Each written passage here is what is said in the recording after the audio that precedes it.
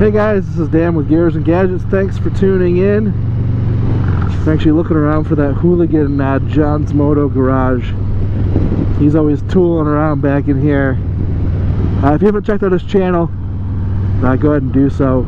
It's pretty great. I have not ridden my bike in, well, I'd say I haven't ridden in over a month, but I did actually take it out. I actually had a bout of what I believe was the COVID because I was exposed to somebody at work who was out, tested positive. One of the similar symptoms that we had, which makes me believe that I had a false negative test come back, was we both experienced this very bizarre ringing in the left ear, followed by an immediate dizziness. So there was actually like a period where a couple times I actually had to catch myself against the wall because I almost fell over. So I didn't want to be on the bike for those moments, obviously, and I was a little bit timid to get back on until, you know, a week had gone by or so where I didn't have any of those dizzy spells. So now I'm back on the bike. It's also 110 degrees out, so when you're feeling under the weather, slapping on all the gear and hopping on the bike to go cruise around in those hot temps is not all that appealing. So I'm back today, and I wanted to talk about a concept that I threw together of a Harley-Davidson EV Glide. Really what I did was just mash together the Livewire and a Street Glide Special, and I think it actually turned out pretty rad looking. Naturally, I put it out on, you know, Reddit and Instagram and all those social media channels, and it was met with some mixed reviews. One of the things I want you guys to check out is the podcast with Matt Laidlaw, and he interviewed a Diego Cardenas. He took his Livewire all the way from the US-Mexico border all the way to the US-Canada border, and he did that with charging stations. And a lot of people, before you hate on that concept, you really have to listen to his journey, where he talks about how he went ahead and did that. One of the critiques I hear people say is, oh, you know, you're going to have to stop and recharge for so long, it's going to be kind of a drag to your trip. And in all reality, a Livewire, when you get reduced on mileage, within 40 minutes you can charge 80% of your battery back, and that can be up to an hour to get 100% back, and that is at a fast charger. So of course the infrastructure plays a part of that.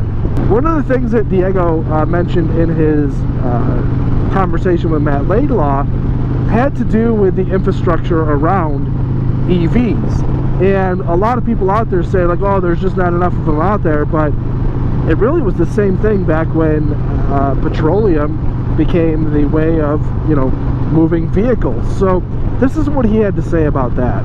When they developed the gas station network, that's when automotive technology in the automotive industry, as we know it, took off. Same thing is happening now with electric. But as these charging stations become more and more prevalent, and you're going to have them all over the place, same thing's going to happen with electric vehicles. You know, it's very true.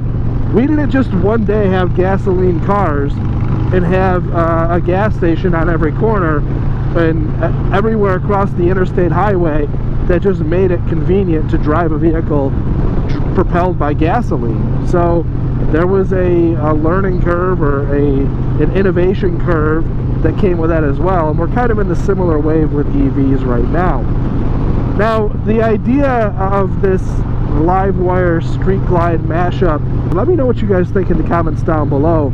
If you have ridden a Livewire, what you think about it. One thing I will say for sure is that when I went to the demo ride for the Livewire, there was quite a bit of older guys there standing in line, and a lot of people talking about whether they weren't sure if they would like it, and just kind of a curious fascination with the platform. But I will tell you, there was not one guy that came back from that ride that didn't have a smile ear to ear, just ranting and raving about that motorcycle. Again, let me know if you know somebody who's ridden that Livewire and just absolutely hated it, because I personally have not seen it. So my thoughts on an electric touring bike, no, it's not really meant to go cross country.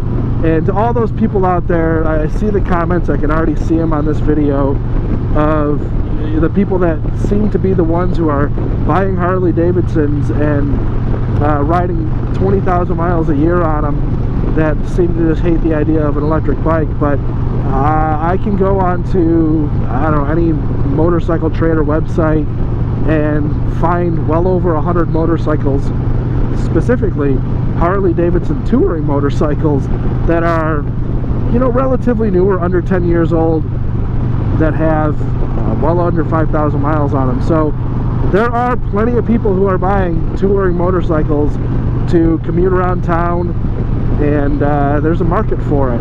In all reality, 99% of my riding, I mean, aside from my ability to get out to the Bring It Home ride last year, where I logged a few thousand miles in, you know, a couple weeks time, or actually 1 week's time, there's just not a lot of people out there that are really doing that kind of riding. A lot of people, I'm going to say, are similar to me, where they buy a touring bike because it has the utility of the bags, they're riding back and forth to the office, and they just want to get out, have a bike where they can throw their laptop or whatever they need to get back and forth to the office, or maybe even just a bar hopping kind of bike and just go around town with the boys, so, or girls.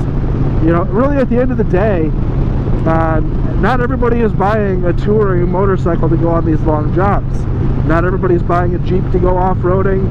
This guy with his lifted truck right here is very likely never been off-road. So really at the end of the day, I would just like to see Harley-Davidson doing some new things that get the industry talking about them in a much more positive manner than really what they have over the last 10 years, which has kind of just been old and stifled by innovation.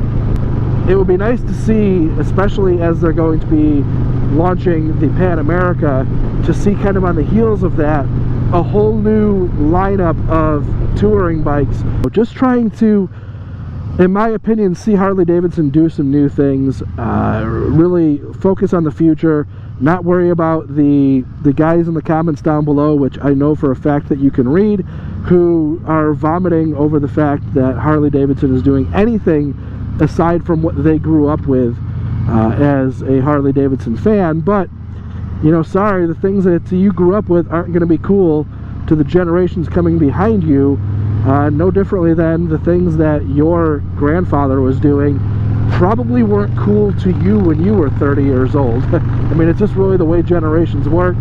And for Harley-Davidson to just bank on the fact that you know, what your great-grandfather did is going to be considered cool to what your great-grandson is going to be doing is just absolute nonsense. So I hope to see Harley-Davidson doing some new cool things.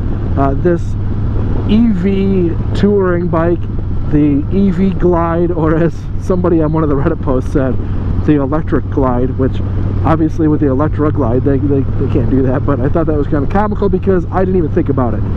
But anyhow, guys, let me know what you guys think about the idea of an electric touring bike from Harley-Davidson. I think it's an interesting concept. It's something that certainly is probably going to be in the future at some point, especially as the innovations get better, the technology improves, and the infrastructure for charging gets better. I think it's an interesting idea. So with that being said, guys, I'm going to leave this one here. Thank you very much for tuning in. If this is your first time tuning in, please hit that subscribe button down below. Remember, likes go a long way to help support the channel. I will see you guys next time.